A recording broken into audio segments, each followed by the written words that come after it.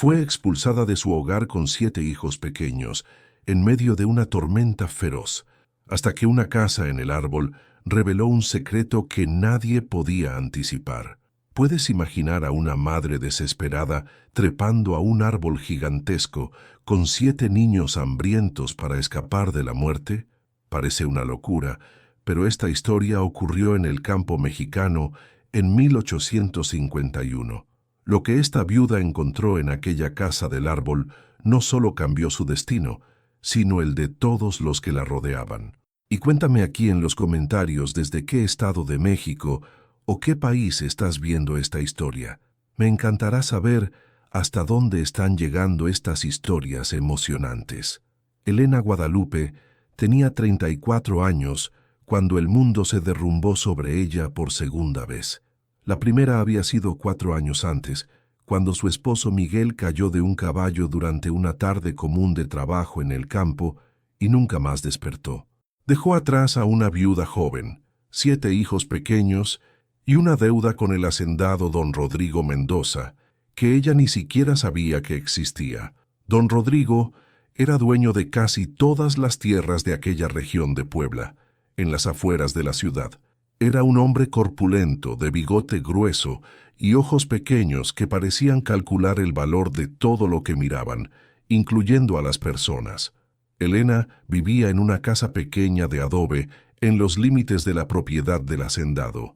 No era gran cosa, apenas 4 cuartos con piso de tierra apisonada y techo de palma que dejaba entrar el agua cuando llovía fuerte.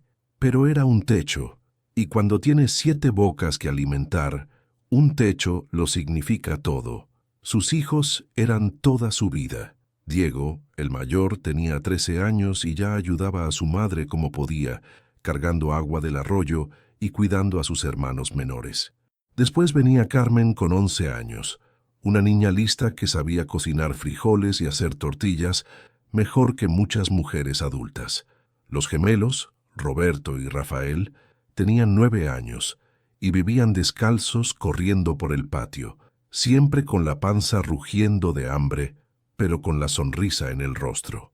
Después estaba la pequeña Lucía de 6 años, con trenzas que su madre le hacía cada mañana, incluso cuando no tenía tiempo, porque decía que una niña necesitaba sentirse bonita, aunque fuera solo con un listón en el cabello.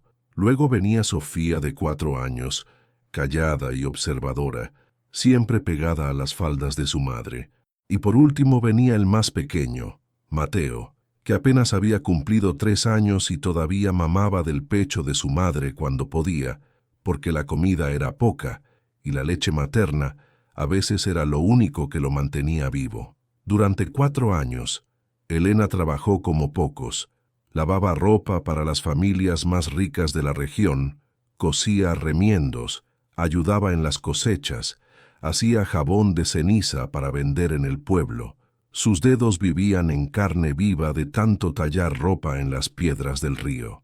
Sus rodillas estaban callosas de tanto arrodillarse en la tierra, plantando frijol y maíz en la pequeña milpa que mantenía detrás de la casa. Dormía tarde y despertaba antes de que saliera el sol.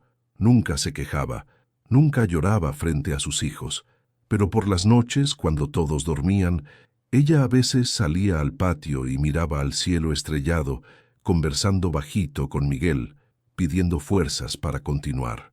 Don Rodrigo Mendoza nunca le había cobrado nada en esos 4 años. Elena pensaba que era porque tenía un mínimo de compasión por una viuda con 7 hijos. Estaba equivocada.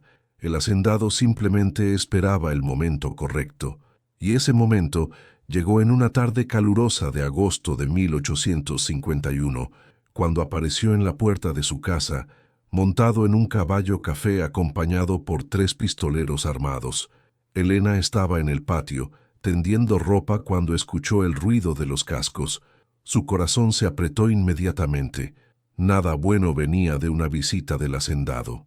Limpió sus manos en el delantal y fue hasta el frente de la casa, donde sus hijos ya habían dejado de jugar y miraban asustados a los hombres a caballo. «Buenas tardes, don Rodrigo», dijo Elena, tratando de mantener la voz firme. «¿Qué lo trae por acá hoy? El hacendado no bajó del caballo. La miró desde arriba como quien mira a un insecto. «Vine a cobrar lo que es mío, Elena. Tu marido me debía 300 pesos cuando murió. Ya van 4 años. Con los intereses, ahora son 500 pesos». Elena sintió que el suelo se movía bajo sus pies. 500 pesos era una fortuna que jamás conseguiría juntar en toda una vida de trabajo. «Pero don Rodrigo», dijo ella, la voz temblando, «yo no sabía de esa deuda. Mi marido nunca me habló de nada, y he trabajado. Usted lo sabe. Pago la renta de esta casa cada mes con lo que consigo». El hacendado soltó una risa fría. «La renta de esta casita miserable apenas paga el maíz que comen mis caballos. Mujer, fui bondadoso dejándote quedar aquí todos estos años, por lástima de los escuincles. Pero mi paciencia se acabó. O me pagas mañana al mediodía, o te sales de mi tierra. Y si no sales, mando a mis hombres a sacarlos a la fuerza». Diego, que estaba escuchando todo de cerca, dio un paso adelante. «No tenemos tanto dinero, don Rodrigo. Usted lo sabe. No hay manera de pagar algo que ni siquiera sabíamos que existía». Uno de los pistoleros hizo ademán de bajar del caballo, la mano en el mango de la pistola en su cintura. El hacendado levantó la mano para detenerlo. «Me gusta el valor del muchacho», dijo, mirando a Diego con interés. «Tiene edad para trabajar en la hacienda. Puedo aceptarlo como pago parcial de la deuda.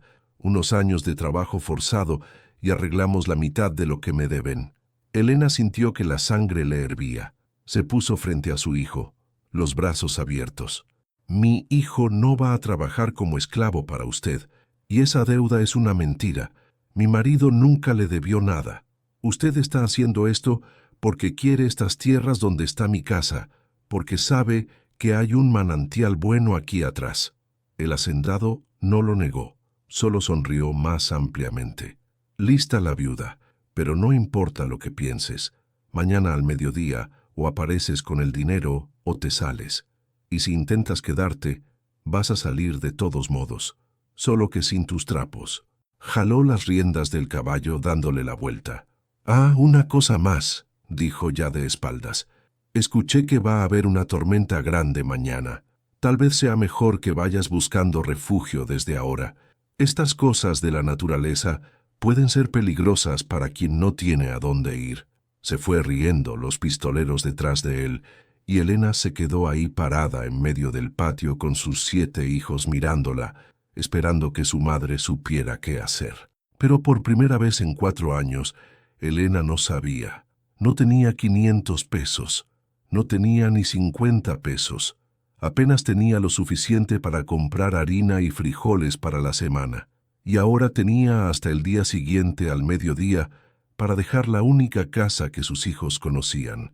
Esa noche Elena no pudo dormir.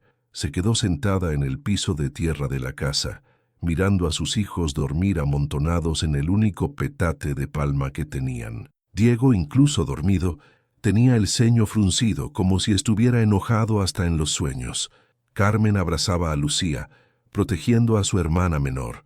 Los gemelos roncaban bajito, exhaustos de un día jugando bajo el sol. Sofía dormía hecha bolita, y el pequeño Mateo dormía agarrado a una muñeca de trapo que Carmen le había hecho.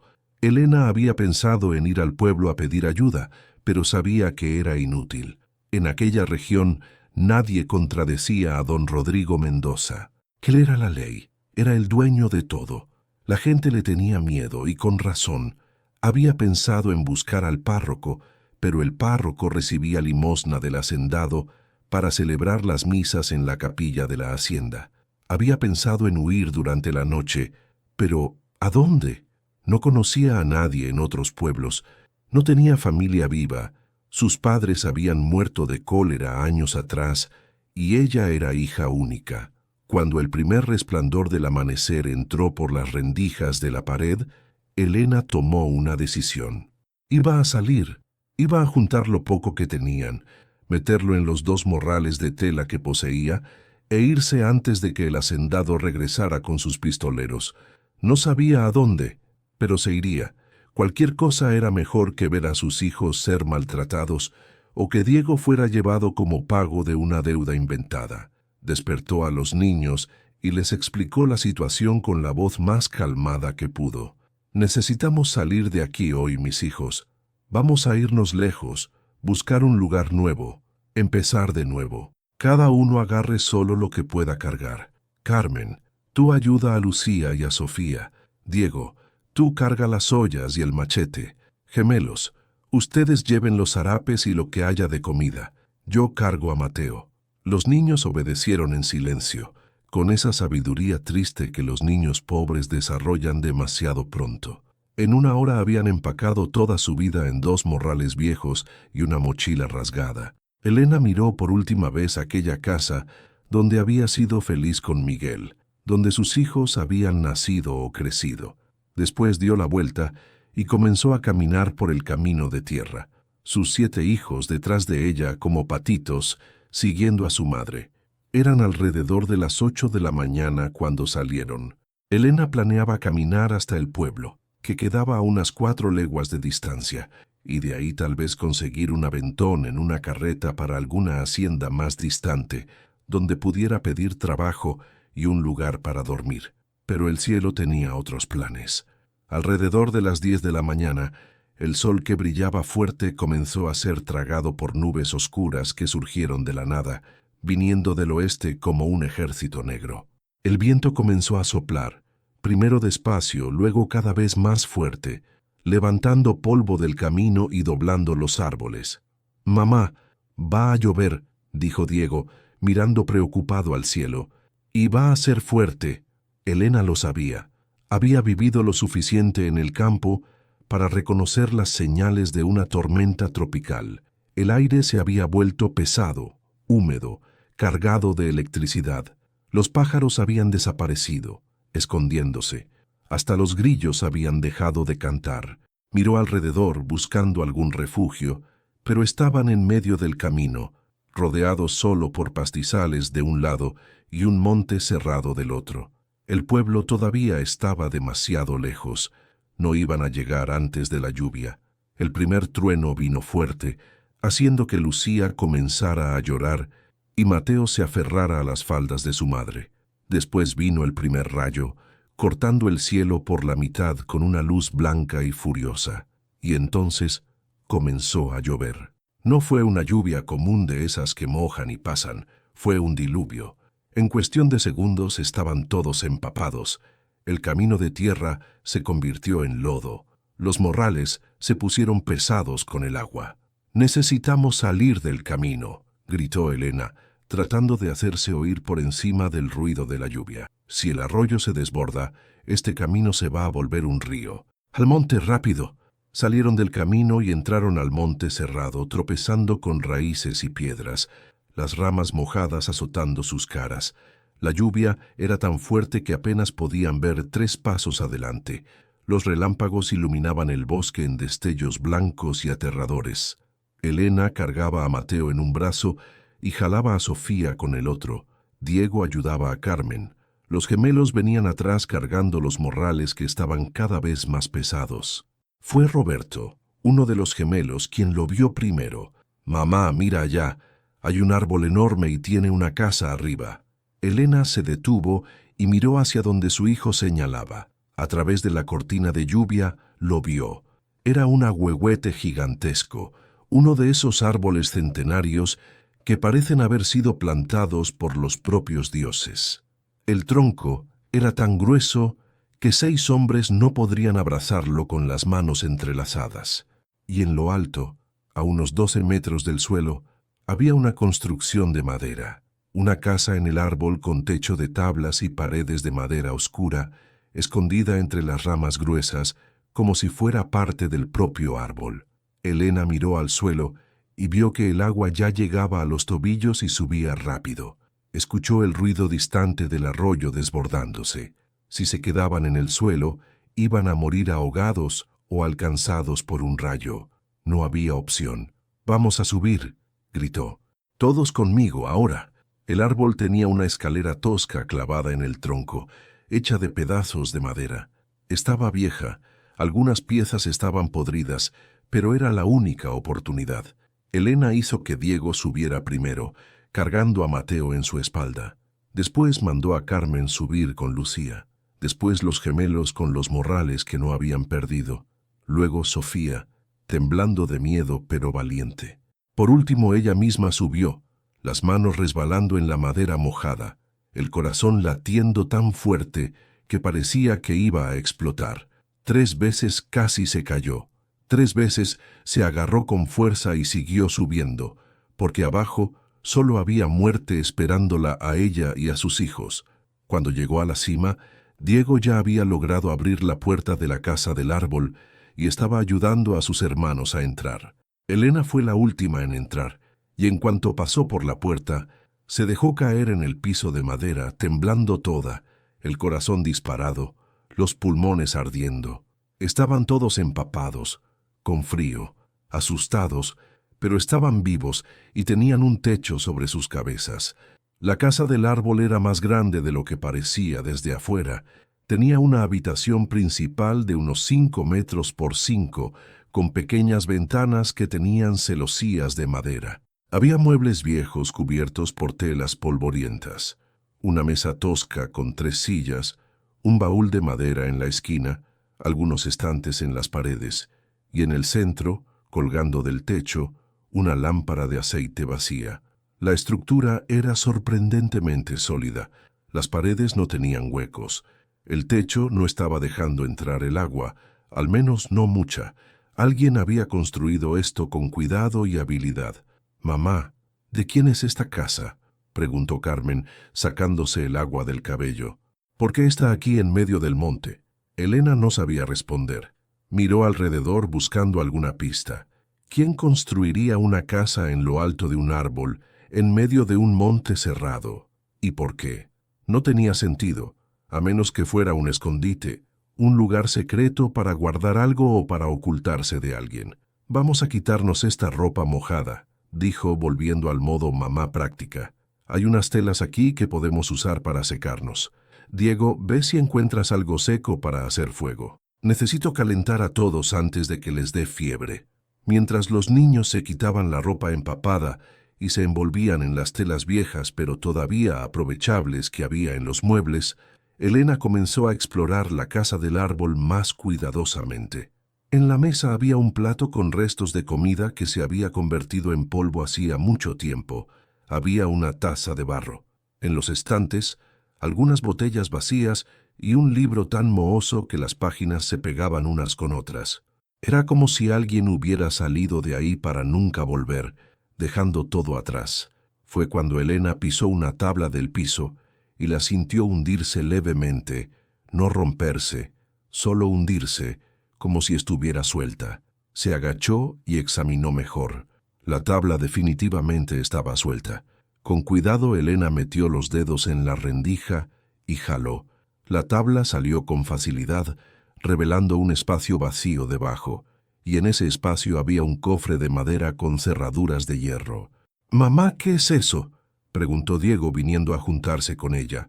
«No sé, hijo», respondió Elena, el corazón comenzando a latir más rápido, «pero alguien escondió esto aquí por alguna razón». El cofre estaba cerrado con llave. Elena buscó una llave alrededor, pero no encontró nada. Diego tuvo una mejor idea. Agarró uno de los cuchillos oxidados que había en el estante y comenzó a forzar la cerradura. Tardó unos 20 minutos, pero lo logró. Con un chasquido, la cerradura cedió. Elena respiró hondo y abrió la tapa del cofre. Lo que vio la dejó sin aliento. El cofre estaba lleno. Había monedas de oro y plata, muchas, más de las que había visto en toda su vida. Había joyas, collares, aretes, anillos con piedras que brillaban incluso en la poca luz que entraba por las ventanas. Había documentos cuidadosamente enrollados y amarrados con cordel, y encima de todo había una carta. El papel estaba amarillento por el tiempo, pero la tinta todavía era legible. Elena agarró la carta con manos temblorosas y comenzó a leer en voz alta para Diego. «A quien encuentre este cofre», comenzaba la carta, «mi nombre es Fernando Aguilar Serrano. Hoy es 12 de abril de 1836. Tengo 58 años y sé que me estoy muriendo. Una enfermedad mala me agarró y no me va a soltar. No tengo tiempo de bajar de este árbol e ir a buscar un médico. Construí este escondite hace muchos años, cuando necesité huir de hombres que querían matarme por deudas que no eran mías. Aquí guardé todo lo que pude salvar de una vida entera de trabajo honesto. Si encontraste esto, debes saber que no fue por casualidad, fue porque Dios quiso. Usa lo que está en este cofre para el bien. No tengo hijos, no tengo esposa. Mi único pariente es mi sobrino Sebastián, hijo de mi hermana fallecida. Debe tener unos 30 años ahora, si todavía está vivo. Vive en la hacienda de la familia, cerca del pueblo de San Martín Texmelucan. Los documentos en este cofre prueban que él es el verdadero dueño de tierras que otros intentaron robar después de que mi hermana murió. Entrégale esto, y si no puedes encontrarlo, úsalo para tu familia. Que Dios bendiga a quien haga lo correcto. La carta estaba firmada con letra temblorosa, Fernando Aguilar Serrano, y tenía una mancha café en la esquina que podría ser sangre o vino. Elena terminó de leer y se quedó mirando el cofre, después a sus hijos, que estaban todos reunidos alrededor de ella, mirando con ojos como platos toda aquella riqueza. Afuera, la tormenta continuaba furiosa. Los rayos caían sin parar. El viento sacudía el árbol gigante, haciendo que la casa del árbol se balanceara levemente. Pero adentro, Elena y sus hijos estaban en otro tipo de tormenta, una tormenta moral. Aquella fortuna podía salvar sus vidas. Podía comprar comida, ropa, una casa de verdad. Podía garantizar que sus hijos nunca más pasaran hambre. Pero no era de ella. Era de un hombre que había muerto hacía 15 años y de un heredero que tal vez todavía estuviera vivo. «¿Qué vamos a hacer, mamá?», preguntó Carmen, con la sabiduría de sus 11 años ya entendiendo el dilema. Elena miró a cada uno de sus hijos. Diego, serio y preocupado. Carmen, lista y servicial. Los gemelos Roberto y Rafael, todavía inocentes pero comenzando a entender que el mundo era duro. Lucía, con sus 6 años, solo queriendo que su mamá dijera que todo iba a estar bien. Sofía, callada pero observadora. Y Mateo, el bebé, que dormía en el regazo de Carmen, ajeno a todo. Pensó en Miguel, en cómo siempre decía que un hombre se medía no por lo que tenía, sino por lo que hacía cuando nadie estaba mirando. «No sé, hijos», dijo honestamente. «Necesito pensar. Vamos a pasar la noche aquí, esperar a que pase la tormenta. Mañana voy a decidir qué hacer». Mientras decidía, Elena exploró mejor el cofre. Encontró comida preservada, quesos curados envueltos en cera que todavía estaban buenos, frutas secas en jarros de barro sellados, galletas duras pero comestibles. Quien fuera Fernando Aguilar Serrano, se había preparado para quedarse escondido en ese árbol por mucho tiempo. Elena agarró un poco de la comida y la dividió entre sus hijos. Fue la primera vez en meses que comieron hasta quedar satisfechos. Ver a sus hijos con la panza llena, aunque fuera temporalmente, hizo que el corazón de Elena doliera y se alegrara al mismo tiempo. La noche cayó y la tormenta finalmente comenzó a disminuir. Ahora era solo una lluvia pesada y continua, ya no el diluvio violento de antes. Elena organizó a los niños para dormir, usando las telas viejas como cobijas. La casa del árbol era pequeña, pero cabían todos si se apretaban. Y después de un día tan difícil, todos cayeron dormidos rápidamente, exhaustos. Pero Elena no durmió. Se quedó sentada cerca de la pequeña ventana, mirando la lluvia afuera, pensando. Pensó en lo fácil que sería simplemente agarrar todo ese oro y huir, irse a otro estado, cambiar de nombre, empezar de nuevo. Nadie sabría nunca. Nadie iba a cobrar nada. Pensó en cómo sus hijos merecían algo mejor. Pensó en cuánto había trabajado, en cuánto había sufrido, en cómo el mundo había sido injusto con ella. No sería justo que esta fortuna caída del cielo fuera su recompensa, pero cada vez que pensaba así, se acordaba de las palabras en la carta. Usa lo que está en este cofre para el bien. Entrégale esto. Que Dios bendiga a quien haga lo correcto. Y se acordaba de Miguel, de cómo siempre decía que la riqueza conseguida de forma equivocada nunca traía felicidad, solo más problemas. Miró el cofre abierto, lleno de oro y promesas. Después miró a sus hijos durmiendo, amontonados como cachorros, y tomó su decisión. Cuando el sol salió a la mañana siguiente, la lluvia había parado. Elena despertó a los niños y dijo: «Vamos a bajar. Necesito ir al pueblo. Necesito averiguar quién es ese Sebastián y dónde vive». Los hijos la miraron confundidos. «Mamá, ¿no nos vamos a quedar con el oro?», preguntó Roberto. «Lo necesitamos, hijo», dijo Elena arrodillándose para quedar a la altura de sus ojos. «Lo necesitamos mucho, pero no es nuestro. Y si nos lo quedáramos, yo pasaría el resto de mi vida sintiéndome una ladrona, y ustedes crecerían pensando que está bien robar cuando se está necesitado. Prefiero que crezcan pobres pero honestos, que ricos pero ladrones». Diego asintió con la cabeza. «Papá siempre decía eso, mamá, que un hombre vale más por su carácter que por el oro en el bolsillo». Los otros niños también estuvieron de acuerdo, porque confiaban en su madre y porque, en el fondo, sabían que ella tenía razón. Elena agarró solo los documentos del cofre y un puñado de monedas, lo suficiente para comprar comida para algunos días. Dejó el resto escondido en el árbol. Después, con mucho cuidado, bajaron todos del árbol. El suelo estaba lodoso, pero el arroyo había vuelto a la normalidad. Lograron volver al camino, que estaba casi intransitable pero caminable. «Espera un momento. Antes de que te cuente qué pasó cuando Elena encontró a Sebastián, necesito pedirte algo. Si esta historia te está emocionando tanto como a mí al contarla, suscríbete al canal ahora mismo. Y quiero que hagas algo especial. En los comentarios escribe: «Yo habría hecho lo correcto si tú también hubieras devuelto el tesoro como Elena», o «No estoy seguro», si crees que habrías dudado. Quiero saber qué decisión habrías tomado tú en su lugar. Esta historia demuestra que a veces las decisiones más difíciles son las que más cambian nuestras vidas.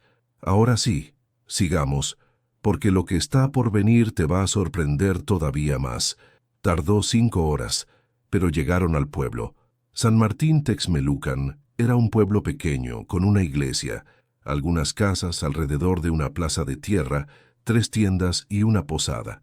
Elena dejó a los niños descansando a la sombra de un árbol cerca de la iglesia y fue a preguntar sobre Sebastián Silva y sobre Fernando Aguilar Serrano. El párroco, un hombre viejo de sotana raída, se acordó muy bien de los dos. Fernando Aguilar era un hombre bueno, un hacendado justo que trataba bien a sus trabajadores, dijo el párroco, moviendo la cabeza con tristeza. Pero desapareció hace unos 15 años. Decían que había huido por las deudas, pero yo nunca lo creí. No era hombre de huir. En cuanto a Sebastián, el sobrino, pobrecito, heredó solo problemas. Unos acreedores aparecieron diciendo que Fernando debía una fortuna.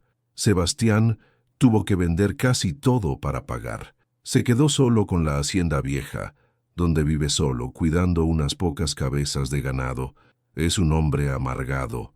Perdió la fe en la gente después de que todos los que creía que eran amigos le dieron la espalda. Elena sintió que el corazón se le apretaba. Ese hombre había sufrido por deudas falsas. Había perdido todo, mientras que la prueba de su inocencia y su verdadera herencia estaban escondidas en un árbol a pocas leguas de ahí. ¿Cómo podía la vida ser tan cruel y tan extraña al mismo tiempo? «¿Dónde queda su hacienda, padre?», preguntó Elena. «Necesito hablar con él. Es sobre algo importante, algo que puede cambiar su vida». El párroco le dio las indicaciones. La hacienda quedaba a 3 horas de camino por el camino que iba al sur. Elena agradeció. Compró pan y queso con las monedas que había traído. Alimentó a los niños y partió nuevamente. Esta vez, no para huir, sino para hacer lo correcto, aunque eso significara seguir siendo pobre. La hacienda de Sebastián Silva era exactamente como el párroco la había descrito: vieja, decadente, con cercas caídas y pastizales invadidos por maleza. La casa principal era grande, pero necesitaba reparaciones. Faltaba la mitad de las tejas. La pintura había descascarado hacía mucho tiempo. El corral estaba vacío, excepto por 4 vacas flacas. Era una propiedad que algún día fue próspera, pero que ahora parecía un fantasma de sí misma. Elena tocó la puerta del frente, el corazón latiendo rápido. No sabía cómo iba a reaccionar Sebastián. Tal vez pensaría que estaba loca. Tal vez no le creería. Tal vez se enojaría porque tardó un día entero en ir hasta él. La puerta se abrió y apareció un hombre. Era alto, demasiado delgado, con barba canosa, mal cuidada y ojos hundidos que tenían la expresión de alguien que ha sufrido mucho. Usaba ropa remendada y estaba descalzo. Tendría unos 50 años, tal vez menos, pero se veía más viejo. La dureza de la vida estaba escrita en cada línea de su rostro. «¿Qué quiere?», dijo con voz áspera. «Si vino a pedir comida, no tengo. Si vino a pedir trabajo, no tengo dinero para pagarle a nadie. Si vino a cobrar alguna deuda que no sabía que tenía, puede irse porque no voy a pagar nada más a nadie». Elena respiró hondo. «Mi nombre es Elena Guadalupe. Estoy aquí por su tío Fernando Aguilar Serrano». Sebastián se quedó inmóvil. La mención de ese nombre pareció tener el efecto de una bofetada. «¿Qué dijo?», susurró. «¿Mi tío? ¿Cómo? Está muerto hace 15 años, o al menos eso creo. Desapareció y nunca lo encontraron. Sé dónde murió», dijo Elena, «y sé dónde guardó todo lo que tenía. Encontré una carta suya, y documentos y pruebas de que las deudas que dijeron que tenía eran falsas.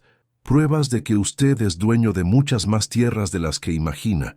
Y encontré también oro y joyas que eran de él, y ahora son suyos por derecho».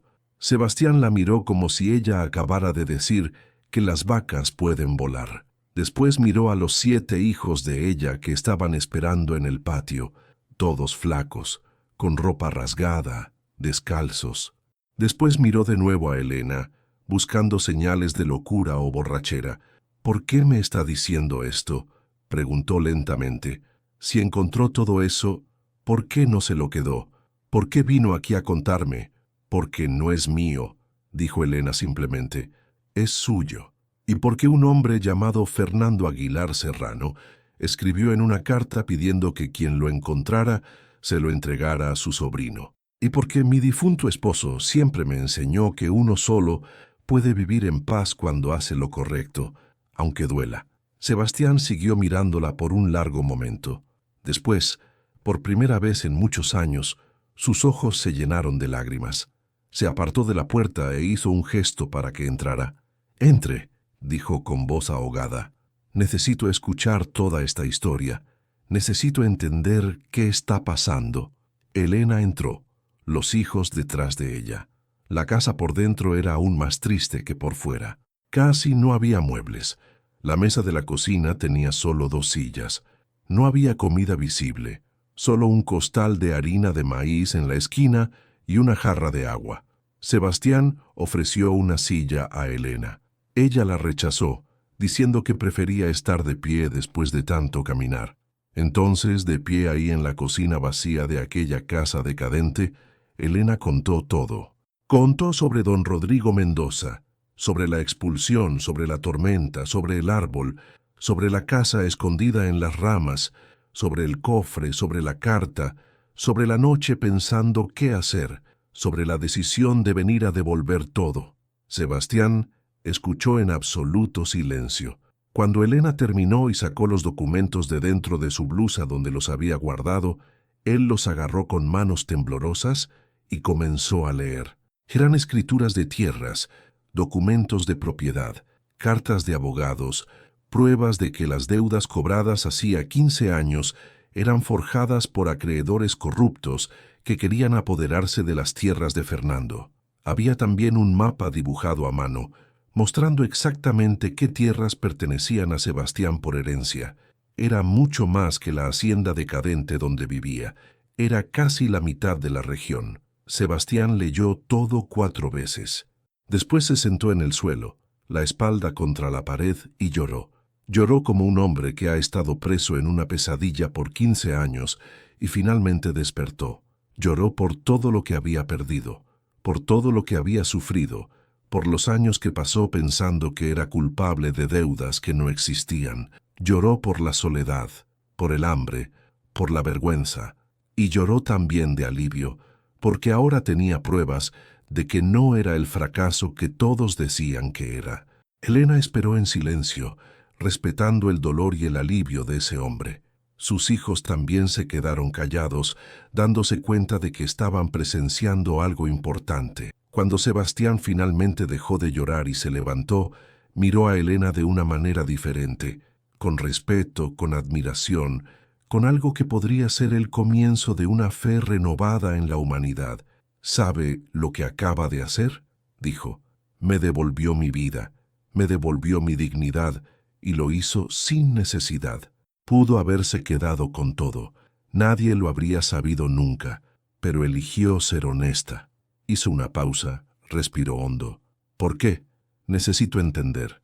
¿Por qué una mujer con 7 hijos que alimentar elegiría devolver una fortuna en lugar de usarla para salvar a su propia familia? Elena pensó por un momento antes de responder. Porque quiero que mis hijos crezcan sabiendo que hay cosas más importantes que el dinero. Quiero que vean que uno puede pasar hambre, puede pasar frío, puede sufrir, pero no necesita perder el carácter. ¿Y por qué?, dijo mirándolo directo a los ojos. Si me hubiera quedado con ese oro robándole a usted, habría pasado el resto de mi vida mirando para atrás, con miedo de ser descubierta, con vergüenza de mí misma. Prefiero dormir en paz siendo pobre que dormir con miedo siendo rica. Sebastián la miró por un largo momento. Después miró a los 7 hijos de ella, todos flacos pero con dignidad en los ojos. Tomó una decisión. Elena Guadalupe, dijo, va a vivir aquí, usted y sus hijos. Esta casa es demasiado grande para un hombre solo, y necesito a alguien que me ayude a reconstruir todo esto. No le estoy ofreciendo caridad, le estoy ofreciendo una sociedad. Usted administra la casa, organiza a los trabajadores cuando los contrate, cuida la huerta y los animales. Yo voy a vender algunas de las joyas para tener dinero inicial. Voy a usar estos documentos para recuperar mis tierras. Voy a reconstruir esta hacienda. Y cuando todo esté funcionando de nuevo, usted recibe la mitad de todo lo que logre. La mitad, Elena, porque la mitad de todo esto es suyo por derecho por lo que hizo. Elena sintió las lágrimas venir. No necesito eso, señor Sebastián. Solo hice lo correcto. Pero agradezco. Mis hijos necesitan un techo y comida, y yo sé trabajar. Trabajo como 10 hombres si es necesario. Sé que trabaja, dijo Sebastián. Lo vi en sus ojos, en los ojos de sus hijos. Ustedes tienen algo que mucha gente con dinero no tiene.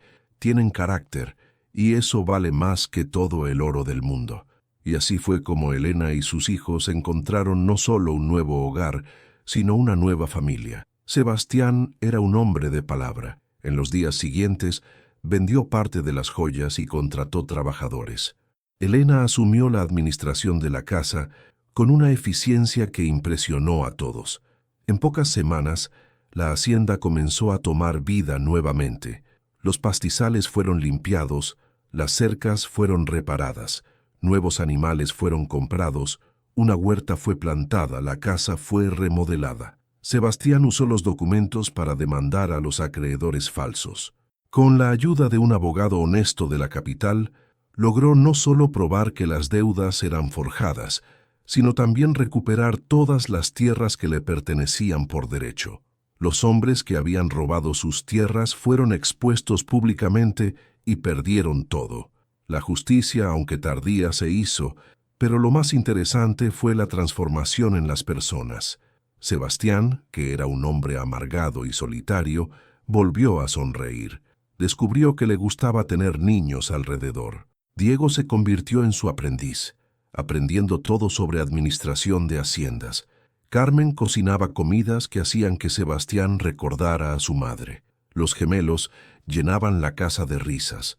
Lucía lo llamaba tío Sebastián y le traía flores del campo. Sofía, aunque callada, le sonreía cada mañana, y el pequeño Mateo, que apenas estaba comenzando a hablar, aprendió a decir tío antes de aprender a decir cualquier otra cosa. Elena también cambió. Por primera vez desde la muerte de Miguel, volvió a tener esperanza. No solo esperanza de sobrevivir, sino esperanza de prosperar. Había tomado la decisión correcta, y la vida le estaba mostrando que a veces, solo a veces, hacer lo correcto trae recompensas que ningún oro puede comprar. 7 meses después de aquella tormenta que lo cambió todo, la hacienda era irreconocible.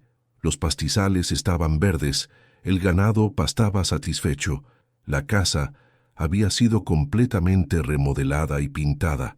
Había trabajadores contratados que eran tratados con justicia y dignidad, y había vida, había alegría, había futuro. Fue en esa época que don Rodrigo Mendoza apareció. Había escuchado que Sebastián Silva había recuperado sus tierras y estaba prosperando. Vino a visitar para tratar de hacer negocios, siempre con el ojo puesto en oportunidades de lucrar. Pero cuando llegó a la hacienda y vio a Elena en el patio supervisando el trabajo de los peones, su cara se puso roja de furia. «¡Tú!», gritó bajando del caballo. «Debías estar en la miseria. Debías estar muerta de hambre con esos escuincles. ¿Cómo te atreves a estar aquí?». Elena lo enfrentó sin miedo. «Usted me expulsó por una deuda inventada, don Rodrigo, pero Dios tenía otros planes. Encontré gente honesta y trabajo digno, algo que usted nunca va a entender porque solo sabe robar y oprimir a los más débiles». El hacendado hizo ademán de avanzar hacia ella, pero Sebastián apareció. «Salga de mi propiedad, don Rodrigo», dijo fríamente, «y no vuelva. Gente como usted no es bienvenida aquí». El hacendado trató de argumentar, trató de intimidar, pero Sebastián no se inmutó.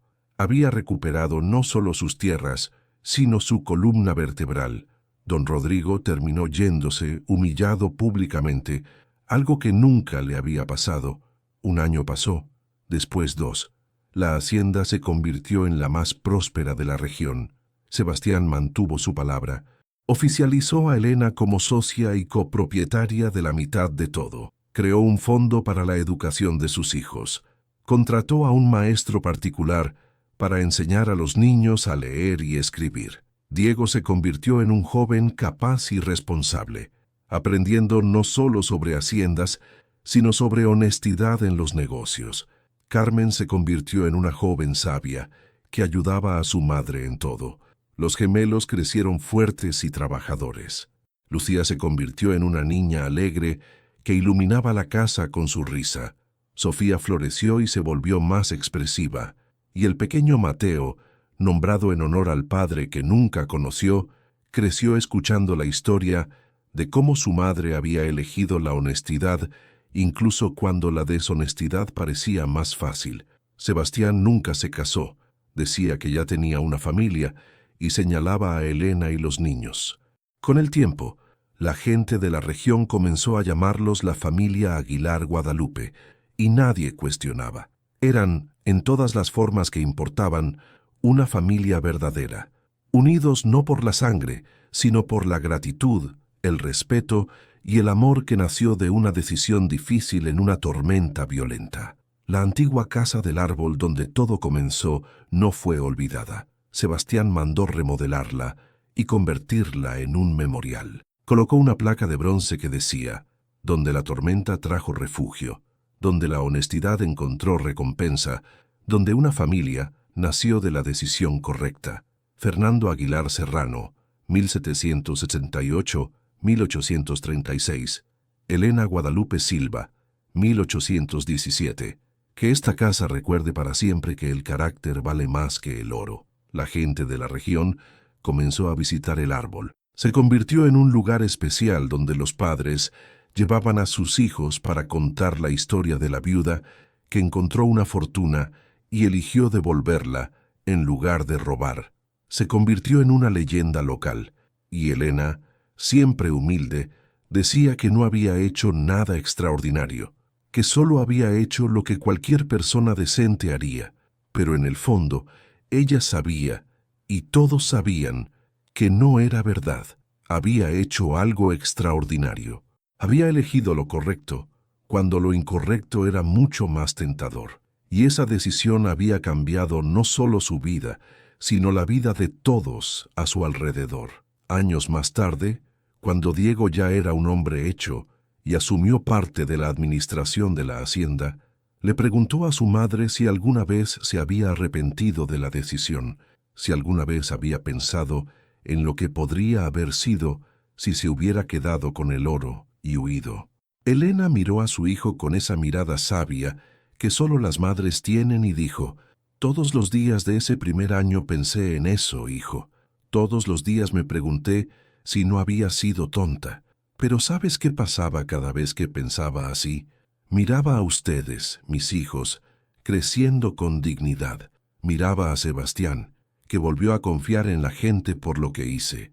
Miraba esta hacienda próspera donde todos son tratados con justicia, y me daba cuenta de que si me hubiera quedado con ese oro robado, habría perdido algo mucho más valioso. Habría perdido la paz mental, habría perdido el respeto de ustedes, me habría perdido a mí misma. Así que no, nunca me arrepentí, ni por un segundo». La historia de Elena Guadalupe, la viuda que encontró una fortuna en una tormenta y eligió la honestidad, se extendió por toda la región. Los viajeros la contaban en las posadas, los arrieros la cantaban en versos, los párrocos la usaban como ejemplo en los sermones, y siempre que alguien enfrentaba una decisión difícil entre lo correcto y lo fácil, alguien decía: «¿Recuerdas la historia de la viuda y la casa del árbol?». Y eso generalmente era suficiente para ayudar a la persona a tomar la decisión correcta. Elena vivió hasta los 76 años, tiempo suficiente para ver a todos sus hijos crecer, casarse, tener hijos propios. Vio a Diego convertirse en un hacendado respetado que trataba a sus trabajadores con la misma justicia que había aprendido de su madre y de Sebastián. Vio a Carmen casarse con un maestro y abrir una escuela para niños pobres. Vio a los gemelos prosperar en sus propios negocios. Vio a Lucía convertirse en una partera que ayudó a traer cientos de bebés al mundo. Vio a Sofía convertirse en una pintora reconocida que plasmaba escenas de la vida campesina. Y vio al pequeño Mateo convertirse en un abogado que luchaba por los derechos de los más débiles.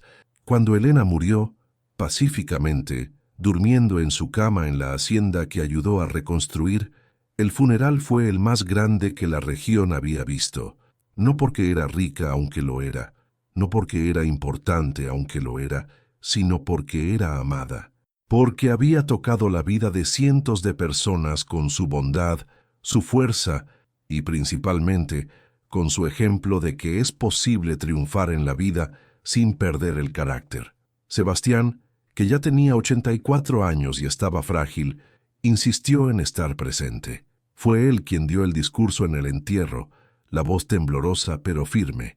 «Elena me salvó», dijo, «no solo financieramente, me salvó como persona.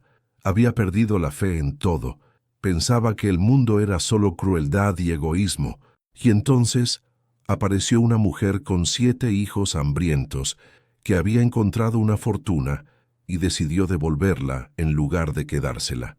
Me mostró que todavía hay gente buena en el mundo. Me mostró que la honestidad no es debilidad, es fuerza. Me dio una familia cuando no tenía a nadie y construyó un legado que va a durar mucho más que cualquier fortuna en oro. Construyó una familia basada en valores verdaderos. Los 7 hijos de Elena, ahora adultos con sus propias familias, se pararon juntos durante el funeral.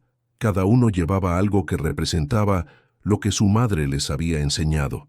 Diego llevaba la carta original de Fernando Aguilar, enmarcada. Carmen llevaba el delantal viejo de su madre, el mismo que usaba cuando lavaba ropa en el río. Roberto y Rafael llevaban las herramientas de trabajo que habían usado para reconstruir la hacienda. Lucía llevaba un ramo de flores silvestres, las mismas que solía traer a Sebastián cuando era niña. Sofía llevaba un retrato que había pintado de su madre, mostrándola no como una mujer pobre y desesperada, sino como la heroína que era, y Mateo llevaba los documentos legales que probaban que la mitad de la hacienda era oficialmente de la familia Guadalupe, un testamento del cumplimiento de la palabra de Sebastián. El entierro se llevó a cabo no en el cementerio del pueblo, sino en un lugar especial en la hacienda, bajo el ahuehuete gigante, cerca de donde se podía ver la casa del árbol. Fue el último deseo de Elena. Cuando muera, había dicho años antes, entiérrenme cerca del árbol. Fue ahí donde tomé la decisión más importante de mi vida. Fue ahí donde aprendí que Dios pone pruebas en nuestro camino, no para destruirnos, sino para mostrarnos de qué estamos hechos. Y así fue hecho. Los años pasaron. La hacienda siguió prosperando, pasando de Diego a sus hijos, y de ellos a sus nietos. Pero nunca olvidaron la historia de Elena. Cada año, en el aniversario de aquella tormenta que lo cambió todo, la familia entera se reunía bajo el ahuehuete gigante.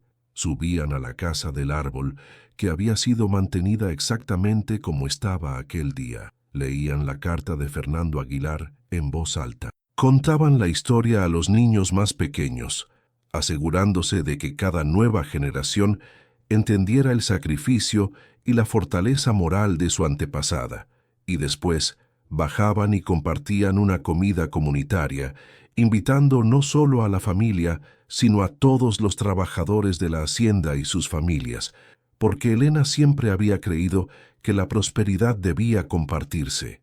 La casa del árbol se convirtió en más que un memorial, se convirtió en un lugar de peregrinación. Gente de todo México venía a verla. Venían madres solteras buscando inspiración. Venían hombres de negocios que habían perdido su camino moral y querían reencontrarlo. Venían maestros que traían a sus estudiantes para enseñarles sobre ética. Venían familias enteras que querían mostrar a sus hijos que los héroes verdaderos no siempre usan capas ni tienen superpoderes. A veces son solo personas comunes que hacen lo correcto en momentos extraordinarios. Pero tal vez el impacto más profundo de la historia de Elena no fue en los extraños que venían a visitar el árbol, sino en la comunidad local. Inspirada por su ejemplo, la región comenzó a cambiar. Los hacendados empezaron a tratar mejor a sus trabajadores. Los comerciantes empezaron a ser más honestos en sus tratos. Las personas comunes empezaron a ayudarse más unas a otras. No fue un cambio instantáneo ni completo. La naturaleza humana no cambia de la noche a la mañana, pero fue un cambio real y medible. Las disputas de tierras comenzaron a resolverse de manera más justa. Los préstamos comenzaron a hacerse con términos más honestos. La corrupción que antes era aceptada como normal comenzó a ser cuestionada. Hubo resistencia, por supuesto. Siempre la hay cuando la luz comienza a brillar en lugares oscuros. Don Rodrigo Mendoza, aunque humillado públicamente, nunca cambió realmente. Pasó sus últimos años amargado y resentido, viendo cómo la hacienda que una vez había codiciado prosperaba sin él. Otros como él tampoco cambiaron, pero la diferencia era que ya no podían operar con impunidad. La historia de Elena les había mostrado a las personas comunes que tenían poder, que podían resistir, que la honestidad podía triunfar sobre la corrupción. Y ese conocimiento, una vez plantado, es imposible de erradicar. Un historiador visitó la región décadas después de la muerte de Elena. Estaba escribiendo un libro sobre las transformaciones sociales en el México rural del siglo XIX. Cuando escuchó la historia de Elena, al principio pensó que era solo una leyenda, una historia bonita que la gente se contaba para sentirse mejor. Pero mientras más investigaba, más evidencia encontraba de que la historia era verdadera. Encontró los documentos legales, encontró los registros de la iglesia, encontró cartas y diarios de personas que habían conocido a Elena, y encontró algo más, evidencia de que aquella región específica de Puebla había experimentado una transformación social única en esa época, una reducción mensurable en la corrupción y un aumento en la prosperidad compartida. Y cuando preguntó a los ancianos de la región por qué, todos le dijeron lo mismo: por Elena. por lo que ella nos enseñó. El historiador terminó dedicando un capítulo entero de su libro a Helena Guadalupe y el ahuehuete sagrado, como comenzaron a llamarlo. El libro se convirtió en lectura obligatoria en muchas universidades mexicanas. Profesores de ética usaban la historia de Helena como ejemplo de dilema moral y toma de decisiones correctas. Psicólogos la usaban para discutir la relación entre valores personales y bienestar a largo plazo. Economistas la usaban para argumentar que la honestidad en los negocios, aunque pueda parecer costosa a corto plazo, genera más prosperidad a largo plazo. Pero más importante que todo el análisis académico fue el impacto continuo en personas reales. Hay registros de al menos 17 personas que, enfrentando dilemas morales similares al de Helena, visitaron el árbol, reflexionaron sobre su historia y tomaron la decisión honesta en lugar de la fácil. Un comerciante que estaba a punto de estafar a un socio, una mujer que había encontrado una cartera llena de dinero, un abogado que estaba considerando presentar evidencia falsa, un político que estaba siendo presionado para aceptar un soborno. Todos ellos, de una manera u otra, fueron influenciados por la historia de una viuda que una vez eligió la honestidad sobre la supervivencia y encontró que ambas eran posibles. Y así termina la historia de Helena Guadalupe, una mujer que demostró que el verdadero valor de una persona no se mide por lo que tiene, sino por las decisiones que toma cuando nadie está mirando. Si esta historia te conmovió, si te hizo reflexionar sobre tus propios valores, si te inspiró aunque sea un poquito, te pido de todo corazón que te suscribas a este canal. Necesitamos más historias así en el mundo. Historias que nos recuerden que ser bueno no es ser débil, que la honestidad no es ingenuidad, que hacer lo correcto importa. Pero más que eso, quiero invitarte a algo especial. En los comentarios, comparte tu propia historia. ¿Alguna vez has estado en una situación donde tenías que elegir entre lo correcto y lo conveniente? ¿Qué hiciste? ¿Cómo te sentiste después? No importa si elegiste bien o mal, lo que importa es que reflexionemos juntos como comunidad, porque eso es lo que Helena nos enseñó, que no estamos solos, que nuestras decisiones importan no solo para nosotros, sino para todos los que nos rodean. Y si conoces a alguien que necesita escuchar esta historia, alguien que está pasando por tiempos difíciles, alguien que está enfrentando una decisión moral complicada, comparte este video con esa persona. A veces, todo lo que necesitamos es un recordatorio de que otros han pasado por lo mismo y han salido adelante haciendo lo correcto. Gracias por quedarte hasta el final. Gracias por ser parte de esta comunidad que valora las historias con significado. Y recuerda siempre, el carácter vale más que el oro. Nos vemos en el próximo video, y que Dios bendiga tu camino como bendijo el de Helena. Hasta pronto.